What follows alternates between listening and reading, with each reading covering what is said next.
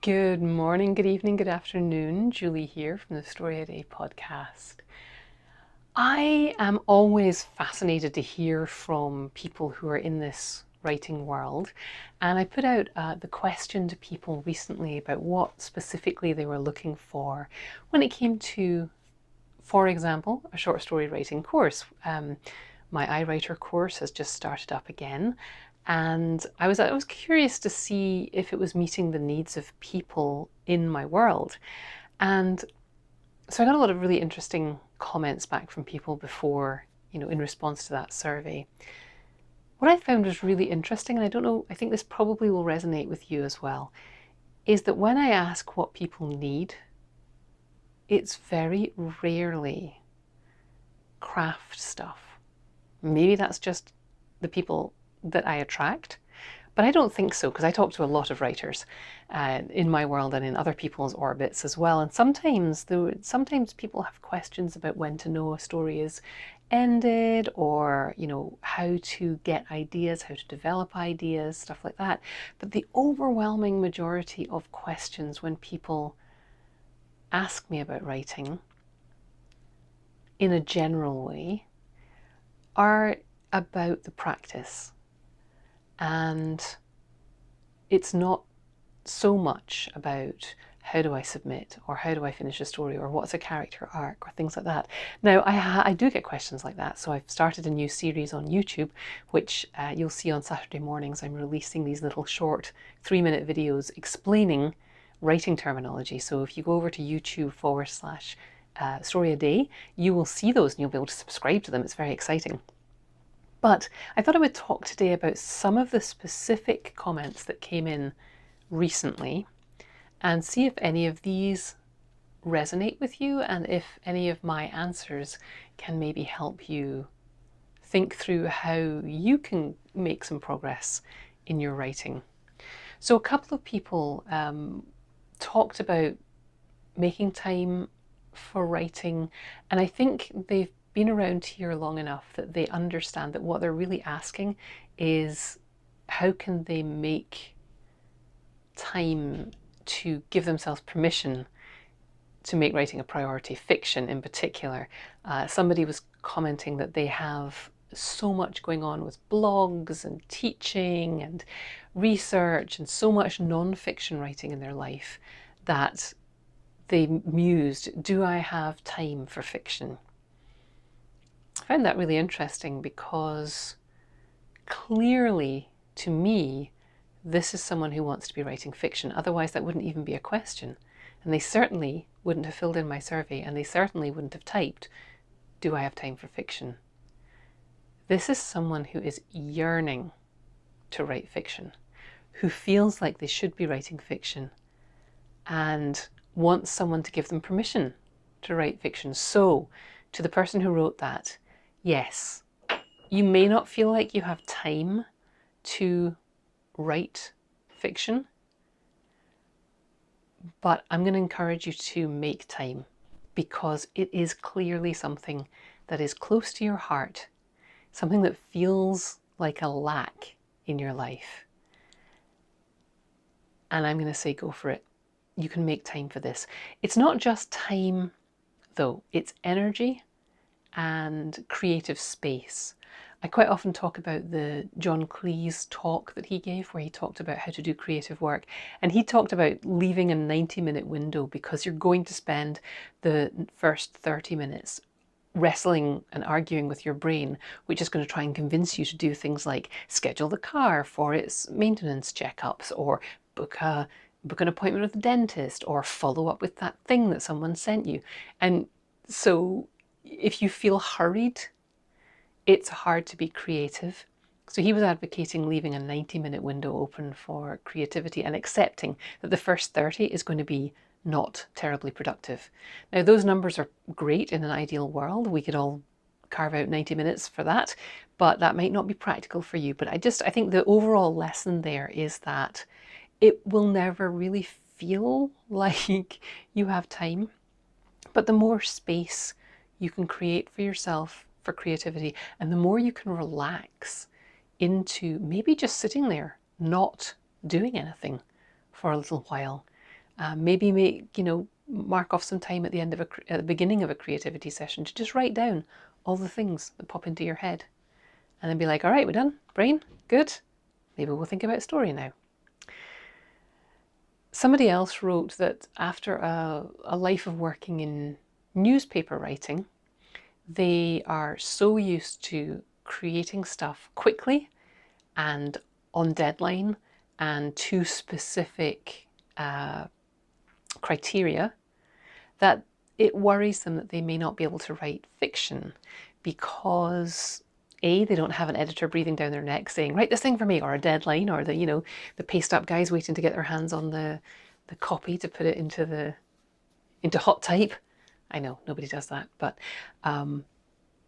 yeah, that's something that I think a lot of us struggle with. We've been through a life, even if we haven't worked in newspapers, we've been through a life where we were conditioned to do assignments for school and assignments for college and assignments for work, and we had deadlines and we had somebody providing external accountability for us.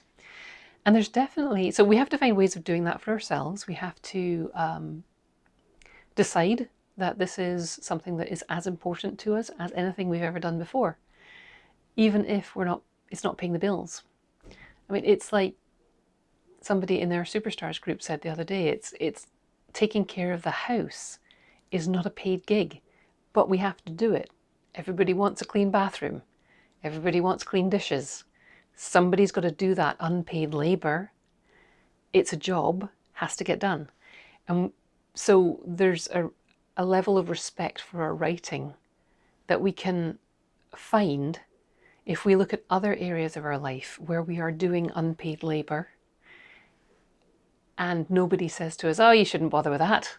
You shouldn't bother with cleaning the toilets. Nobody's paying you for it. And yet we have the impression that people around us are going, you shouldn't bother with your writing. Nobody's paying you for it. So let's just stop doing that. But back to the idea of not having a boss. You have to find ways to either be your own boss or get into a group where other people are holding you accountable, and either of those things can work. There's multiple ways to do all of that.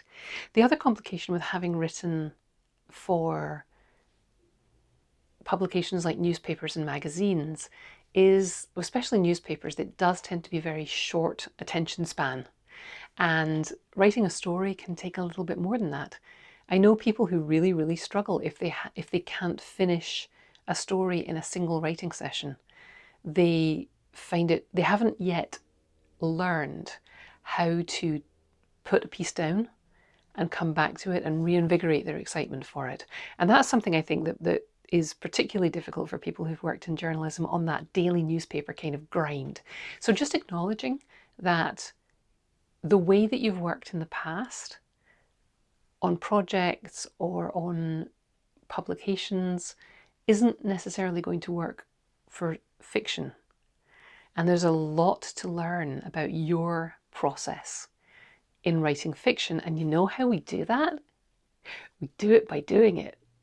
Really unhelpful advice, but it's absolutely true. You have to trick yourself into sitting down and working on your fiction, and you have to do it frequently enough and consistently enough. And I know I'm using words that are making some of your hairs on the back of your neck stand up with horror, but you have to do it frequently enough, and you have to be consistent enough that you're doing it and learning from it and doing it again and learning from that. And you're just not going to know how to write fiction until you're doing it. So it's really, really important to learn to accept the shitty first draft. We're not aiming to make our writing bad, but it's so difficult and so important to allow ourselves to write things which are not up to our own standards. We can fix it. And I just keep going on about this because I know how difficult it is to do. You spent your life with people telling you you're a great writer, you're a great storyteller, you're so funny, you're so eloquent. And then you sit down to write something and it's like, me go, run now. It just feels torturous to write that first draft some days, and we have to do it. Consistency is something I hear from people all the time. They're like, I write for a while and then I don't do it for a while, and then I write for a while and I don't do it, which is why I'm always banging on here about mindset, because you have a right to write. And we have doubts about that. Because of that thing I was talking about, partly about it being unpaid labour, partly it could be because you were in a critique group that was really mean and really unhelpful and full of really insecure people. Or it might be that you really are busy and there are people who need you, but they need the best version of you, not some watered down, miserable, bitter version of you. So it's important. And I'm telling you now, you have the right to write. And the reason that we tend to fall away from consistency, one of the reasons, is that perfectionism, right? We write and it's hard and it's not up to our standards, and then we're like, oh, maybe that didn't feel so great, so maybe I'm not going to do that again today. Maybe I will go and do something else that doesn't require the difficult work. But if you can get through the difficult part, if you can get to the end, if you can polish a piece, you're going to have that reward. Don't stop in the middle where it's difficult. It's that old saw about if you're going through hell, don't stop, keep going. That's what we need to do with our writing too. It is difficult. It is. And you want to keep going long enough to get that payoff when you write the end, which is why I love short stories so much, because you write a story, you get to the end, even if the middle is messy, you get to the end and you're like, whoa, I did it. Just this week in the Superstars group, somebody posted, I finished a story. It was, I committed that I was going to finish it because I wasn't finishing stories, and I felt great. And the whole group was like, woohoo, yay, good for you. Because we all know what that's like. You push through the difficult part, you get to the end and you get that little hit that says, yes, you lived up to your own vision of yourself. You lived up to your own commitment to yourself, and that is wonderful. Confidence is another thing that bedevils writers, which is why I'm constantly putting out these podcasts talking about this kind of stuff. It doesn't have to be good. It just has to be written. There's that quote that's attributed to Jane Smiley, which says, every first draft is perfect because all it has to do is exist. If you're lacking in confidence, it's likely you've got somebody else's definition of success in your head. What would feel like success to you? Let's focus on that. The most upsetting feedback I got in the survey was from somebody who simply said, I used to dream of being a published writer. And I felt so sad because of that used to. With all the technology that exists for us to get our stories out into the world, any one of us can be a published writer this afternoon. Not all of us can get picked by Random House, but all of us can be published writers if we finish, if we start, if we revise something to the point where we are happy with it, and if we have the courage, huge courage, to share our work on our website, on a book selling platform, as an ebook, in an email to family. We can all be published writers. And if that was your dream, don't give up on it. I used to dream of being a published writer is not something I want you to be saying to yourself. It's not a reason to stop writing. Because you used to dream of being a published writer and now it feels like that's out of reach. It's not out of reach.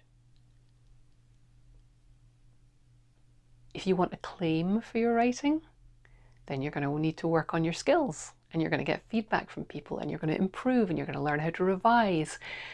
And if you want to be published by a large publisher and have a New York Times bestseller, then you're going to have to study what goes into writing a commercial novel.